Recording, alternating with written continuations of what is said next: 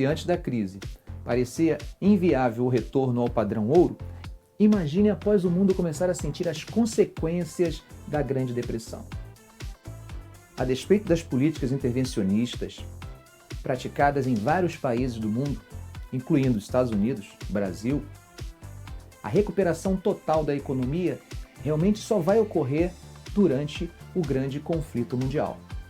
Será a Segunda Guerra Mundial que vai trazer de volta o pleno emprego da economia. Mas os principais países já estavam preocupados ao longo do conflito com o pós-guerra. O medo era de que o cenário vivido no período pós-Primeira Guerra se repetisse no pós-Segunda Guerra. Com o fim do conflito, toda a ocupação envolvida nos esforços de guerra seria desmobilizada. E aí, onde seria empregada essa mão de obra? Desde a Carta do Atlântico, já existia uma preocupação visível em planejar o pós-guerra em relação a questões monetárias. Mas seria apenas em 1944, numa pequena cidade americana, que haveria a reunião para a construção do modelo daquilo que nós conhecemos como Acordo de Bretton Woods. Para a construção do modelo adotado em Bretton Woods, dois nomes seriam essenciais: o americano Dexter White e o britânico John Maynard Keynes. Keynes criticava a adoção de uma moeda física como referência, tipo dólar ou ouro. Ele sugeria a criação de uma moeda chamada banco, que circularia apenas entre os bancos centrais dos países signatários. Bom, apesar de Keynes ser um economista altamente respeitado, ele perde a discussão. O modelo dele não é adotado, e o modelo adotado é o modelo americano.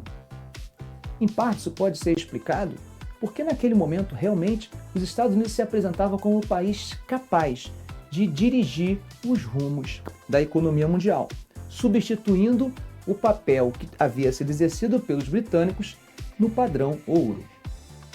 Em Bretton Woods, duas instituições importantes são criadas. A primeira, o FMI, Fundo Monetário Internacional. O papel do Fundo Monetário Internacional seria ajudar, temporariamente, países com dificuldade em sua balança de pagamento. Já aquilo que nós conhecemos como Banco Mundial, o BIRD, ele teria o papel de ajudar na reconstrução mundial do pós-guerra.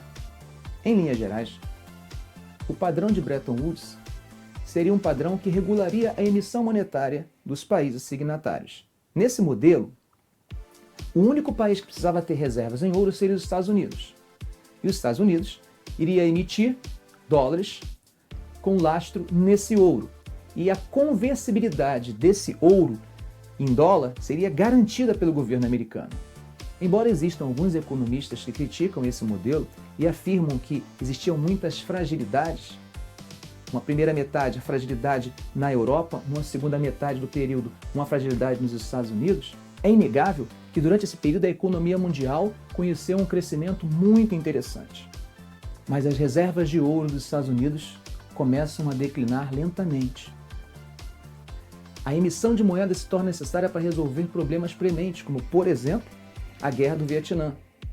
Toda a situação coloca em risco a economia americana e, em consequência, a economia mundial. Começa a haver uma liquidez de dólares no mundo muito grande. E essa liquidez de dólares, na verdade, é uma espécie de exportação da inflação para o mundo. Reza a lenda que existia até um complô de vários países de juntarem todas as suas reservas em dólares e trocarem pelo ouro americano. Hipoteticamente, uma situação dessa poderia implodir a economia dos Estados Unidos. As pressões apontam para o inevitável. O presidente Richard Nixon, em 1971, acaba rompendo com a conversibilidade do padrão de Bretton Woods. A partir daí, o Tesouro americano não garantiria mais a conversibilidade de dólar em ouro. Terminava aí o padrão de Bretton Woods. Ok, gente? Espero que vocês tenham gostado.